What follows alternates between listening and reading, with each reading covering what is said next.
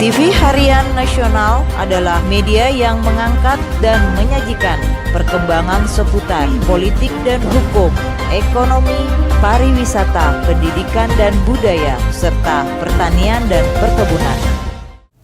Oke, The Entrepreneur Society itu adalah sebuah komunitas pengusaha yang saya bentuk tuh dengan tujuan visi misi kita untuk mempersatukan Indonesia tanpa diskriminasi sara dan mensejahterakan rakyatnya melalui pengembangan ilmu, edukasi, inspirasi, dan peluang dalam dunia kewirausahaan.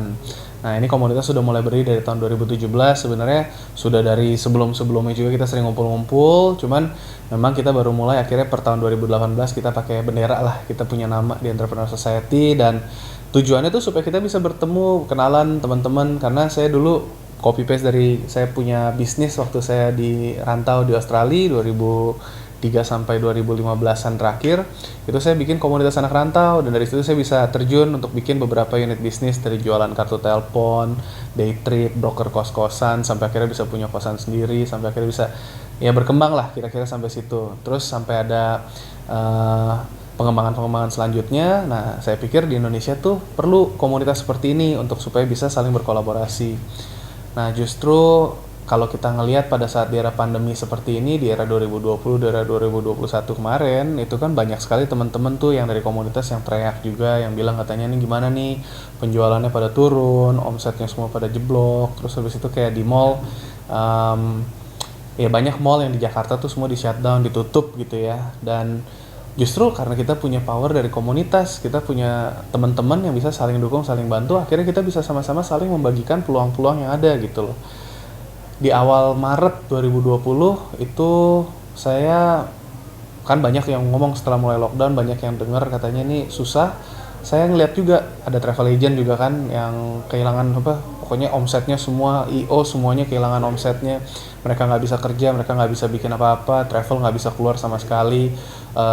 Akhirnya mereka punya pengurangan karyawan, pengurangan gaji dan sebagainya. Saya pikir nih di satu sisi member-member komunitas kita tuh banyak yang punya produk bagus-bagus gitu, kayak ada Steve Handmade, ada Pulcher Bags, ada beberapa brand-brand yang dari hijab muslim juga, pakaian muslim dan sebagainya.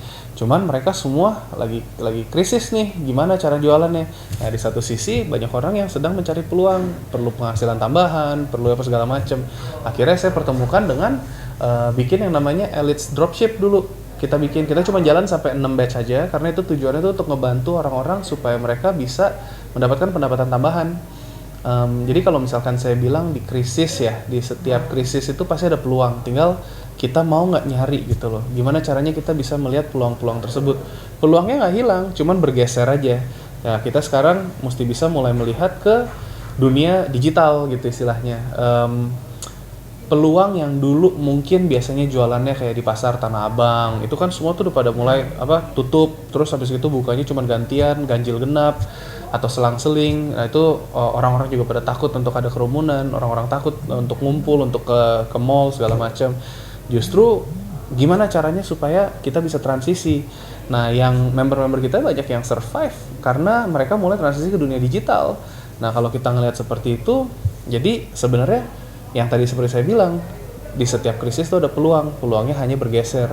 Kita harus bisa mempelajari itu dan beradaptasi di sana. Nah, di Entrepreneur Society pada saat waktu kita mulai bikin yang Elite Dropship, itu mempertemukan orang-orang yang mencari peluang sama produk-produk yang bisa dijual. Akhirnya kita ajarin, kita cuma bikin e-course 14 hari, ngajarin cara jualan online sama offline, dan itu ngebantu tuh di bulan-bulan Maret, April, Mei itu banyak yang akhirnya cuma bisa bikin tambahan sampai ke arah UMR, tambahan bulanan, itu lumayan bisa buat bayar susu bayi atau apa segala macam buat mereka yang masih keluarga baru kan, bisa menambah penghasilan mereka gitu. Ceritanya sih ada yang jualan alpukat, sampai bisa dapat UMR, ada yang bisa macam-macam lah gitu. Jadi ini yang akhirnya saya tuh ngerasa bahwa kalau memang misalnya kita mau dan kita benar-benar fokus untuk bantu orang lain, itu peluangnya tuh ada banyak gitu.